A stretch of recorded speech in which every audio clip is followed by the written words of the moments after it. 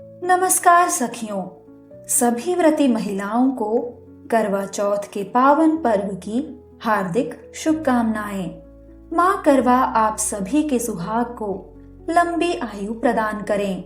सुख, सौभाग्य और समृद्धि से आपका परिवार सदैव भरा रहे। ऐसी शुभकामनाओं के साथ आइए सुनते हैं करवा चौथ की पौराणिक कथा। बहुत समय पहले की बात है। एक साहूकार के 7 बेटे और उनकी एक बहन करवा थी। सभी सातों भाई अपनी बहन से बहुत प्रेम करते थे, यहाँ तक कि वे पहले खाना उसे खिलाते और बाद में स्वयं खाते थे। एक बार उनकी बहन ससुराल से मायके आई हुई थी। शाम को भाई जब अपना व्यापार व्यवसाय बंद कर घर आए तो देखा उनकी बहन बहुत व्याकुल थी। सभी भाई खाना खाने बैठे और अपनी बहन से भी खाने का आग्रह करने लगे, लेकिन बहन ने बताया कि उसका आज करवा चौथ का निर्जल व्रत है और वह खाना सिर्फ चंद्रमा को देखकर उसे अर्घ्य देकर ही खा सकती है। चूंकि चंद्रमा अभी तक नहीं निकला है, इसीलिए वह भूख प्यास से व्याकुल हो उठी है। सबसे छोटे भाई को अपनी बहन की हालत देखी नहीं जाती और वह दूर पीपल के पेड़ पर एक दीपक जलाकर चलने की ओट में रख देता है। दूर से देखने पर वह ऐसा प्रतीत होता है कि जैसे चतुर्थी का चांद उदित हो रहा हो। इसके बाद भाई अपनी बहन को बताता है कि चांद निकल आया है, तुम उसे अर्घ्य देने के बाद भोजन कर सकती हो। बहन खुशी के मारे सीढ़ियों पर चढ़कर चांद को देखती है, उसे अर्घ्य देकर खाना खाने बैठ जाती है। वह पहला टुकड़ा मुंह में डालती है तो उसे छींक आ जाती है। दूसरा टुकड़ा मुंह में डालती है तो उसमें बाल निकल आता है और जैसे ही तीसरा टुकड़ा मुंह में डालने की कोशिश करती है तो उसके पति की मृत्यु का समाचार उसे मिलता है। वह बौखला जाती है। उसकी भाभी उसे सच्चाई से अवगत कराती है कि उसके साथ ऐसा क्यों हुआ। करवा चौथ का व्रत गलत तरीके से टूटने के कारण देवता उससे नाराज हो गए हैं और उन्होंने ऐसा किया है। सच्चाई जानने के बाद करवा निश्चय करती है कि वह अपने पति का अंतिम संस्कार नहीं होने देगी और अपने सतीत्व से उन्हें पुनर्जीवन दिलाकर ही रहेगी। वह पूरे 1 साल तक अपने पति के शव के पास बैठी रहती है, उसकी देखभाल करती है। उसके ऊपर उगने वाली सुई नुमा घास को वह इकट्ठा करती जाती है। 1 साल बाद फिर करवा चौथ का दिन आता है। उसकी सभी भाभियां करवा चौथ का व्रत रखती हैं। जब भाभियां उससे आशीर्वाद लेने आती हैं तो वह प्रत्येक भाभी से यम सुई ले लो, पिय सुई दे दो, मुझे भी अपनी जैसी सुहागिन बना दो, ऐसा आग्रह करती है। लेकिन हर बार भाभी उसे अगली भाभी से आग्रह करने का कहकर चली जाती है। इस प्रकार जब 6 नंबर की भाभी आती है तो करवा उससे भी यही दोहराती है।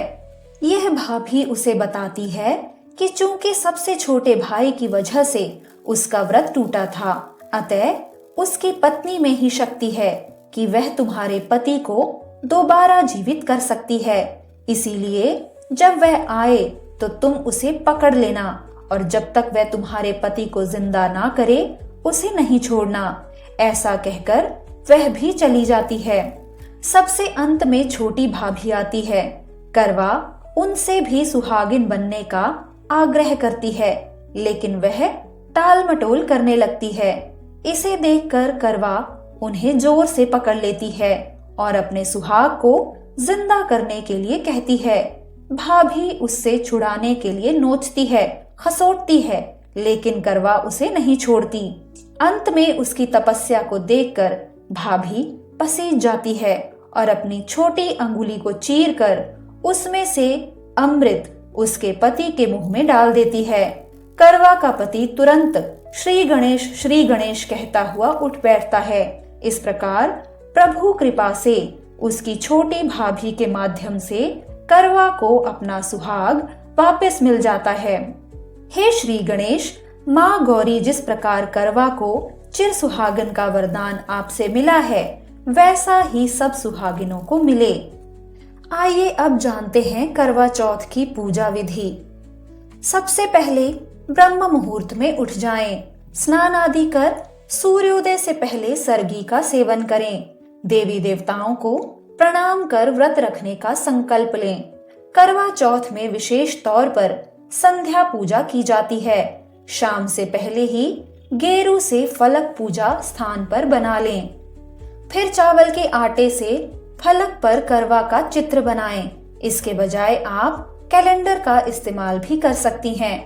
पूजा शुरू करने से पहले श्री गणेश जी को प्रणाम करें। संध्या के समय शुभ मुहूर्त में फलक के स्थान पर चौक स्थापित करें। अब चौक पर भगवान शिव और मां पार्वती के गोद में बैठे प्रभु गणेश के चित्र की स्थापना करें। मिट्टी के करवा में जल भरकर पूजा स्थान पर रख दें। भेंट देने के लिए मिट्टी का टोंटीदार करवा लें। करवा में गेहूं और ढक्कन में शक्कर का बूरा भर दें। उसके ऊपर दक्षिणा रखें। करवा पर स्वास्तिक का चिन्ह भी बनाएं। अब भगवान श्री गणेश, माँ गौरी, भगवान शिव और चंद्रदेव का ध्यान कर जलाभिषेक करें। धूप, चंदन, अक्षत, पुष्प, दूर्वा, दीपक आदि से पूजा करें। माँ पार्वती को श्रृंगार सामग्री अर्पित करें। करवा चौथ व्रत की कथा सुने। करवा पर बिंदी रखें और गेहूं या चावल के दाने हाथ में लेकर करवा चौथ की कथा कहें या सुने। नमः शिवाय शर्वाण्य सौभाग्य संतति शुभाम प्रयच्छ भक्ति युक्तानाम नारिणाम हर वल्लभे। इस मंत्र का जाप करें। चंद्रमा की पूजा कर उन्हें अर्घ्य दें। फिर छलने की ओट से चंद्रमा को देखें और उसके बाद अपने पति का चेहरा देखें। इसके बाद पति द्वारा पत्नी को पानी पिलाकर व्रत का पारण किया जाता है। अंत में क्षमा प्रार्थना करें।